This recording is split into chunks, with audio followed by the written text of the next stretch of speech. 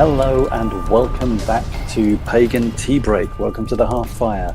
The music that just gave us our introduction there was the short version of Dragon Breath by Denzel. Thank you very much to Denzel for that. In this episode, I'm going to be talking about one of my, not pet hates, but one of the things that leads me to think a lot about how we prove that we are spiritual people, or prove that we are as pagan as we should be, perhaps, or heathen, or whatever you title yourselves as. And that's part of what I want to talk about. I'm going to be reading a couple of poems today, one of my own and one from somebody else, and hopefully you'll enjoy the session. Now, what I want to speak about today is, what religion are you? Now, that particular question comes up oftentimes when you go to a new mute or a pagan gathering of some description, and that question that you'll be asked, what religion are you, or what path do you follow, or what's your spirituality? Oftentimes you'll give a particular path or spiritual belief or religion that you are a part of, and then many of the questions that follow seem to be testing your commitment to that religion, such as how many moots do you go to, how many bloats, how many hand fastings have you been to, how many gatherings do you go to in a year. And I find this rather unnerving, that we have to prove that we're spiritual, and in fact that there are things that can exist that do prove that we are spiritual. So when are you religious, and when and what do you do to prove that you are religious? This is something that I have dwelled with for a long period of time, and I went through many years of trying to fit spirituality into my life, trying to work out and asking on forums how people blend their spiritual lives with their professional lives, or their spiritual lives with the personal life that isn't spiritual. And I fretted over this for years, until a few years ago I decided that my religion and my spirituality is my life and forms part of everything that there is that I do in my life. And I wrote a particular poem called Paths that I'd like to read to you now, that kind of sums up my thoughts when I came to that conclusion. Paths. Many times I have trodden the rocky path, lichen-laced boulders strewn by ancient giants. Each step takes me deeper into the recesses of my mind, illuminating the darkness, forcing me to see, to understand. Many times I have vowed to follow that path, hurdles strewn by a habitual life.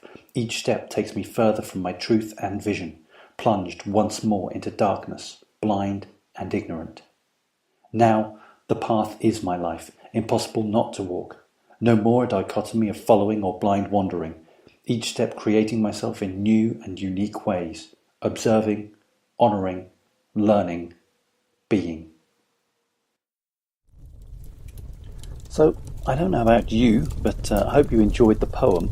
It was written a while ago by myself, but I'm not really sure on why I'm asked that question, and I don't know whether it is that some people that are following some kind of spiritual path or are religious are asking themselves that question. They ask the question purely to understand how other people manage to fit spirituality and religion into their lives. But I find that now I am my religious and spiritual beliefs and values, whilst myself and many others do have significant historical or spiritual periods of the year. I don't need a day, time or event to demonstrate my beliefs or to prove that I am spiritual or religious. My values, my beliefs, my ancestors and my gods are an ever-present function in the forefront of my living day and sleeping night. And I'd like to read another poem here, and this time it's by Khalil Gibran, who was a poet, philosopher and an artist born in 1883. Now, some of you may have heard of Khalil Gibran, and this comes from his book The Prophet, which is one of my favourite books.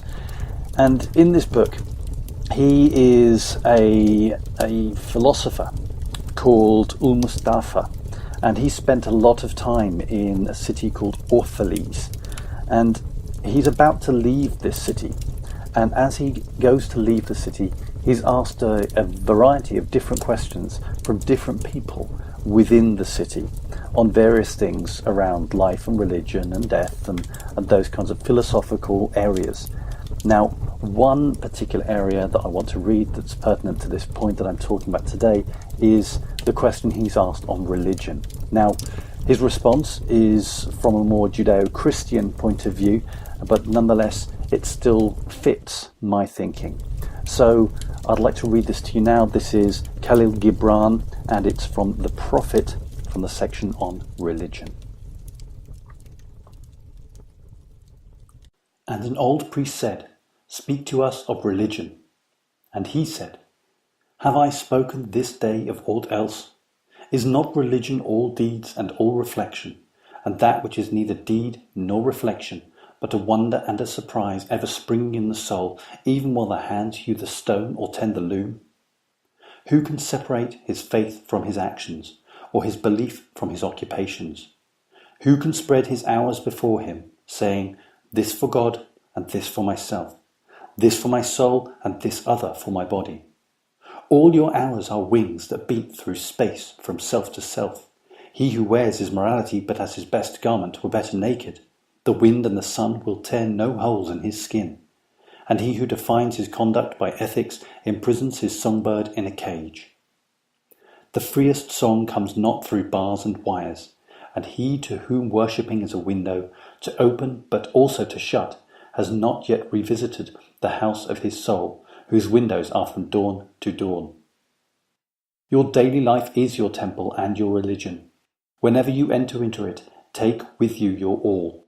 Take the lute, take the plough, and the mallet and the forge, the things you have fashioned in necessity or for delight. And in reverie you cannot rise above your achievements nor fall lower than your failures. And take with you all men, for in adoration you cannot fly higher than their hopes, nor humble yourself lower than their despair. And if you would know God, be not therefore a solver of riddles. Rather look about you, and you shall see him playing with your children. And look into space, you shall see him walking in the cloud, outstretching his arms in the lightning and descending in rain. You shall see him smiling in the flowers, then rising and waving his hands in trees. I couldn't have said it better myself, so I'll let him do that. So that was Khalil Gibran from The Prophet, the section on religion. I'd be interested in your views on whether or not you've ever struggled with differentiating between religion and spirituality in your mundane life, as some people tend to call it. But I don't find any differences between the two. Religion and spirituality, as I've said already, is part of my life now. It is me, it is who I am. And I don't struggle with that difference anymore, but I'd be interested in your views. So that's enough from me. I'm going to sign out now with the full version of Dragon Breath, and you'll hear it coming in now with the bangs of the drum. And again, this is by Denzel, and it's from the Aletheria album. A fantastic track, a fantastic album. So you can get yourself a copy if you wish. I will leave this now, and I will speak to you all very soon.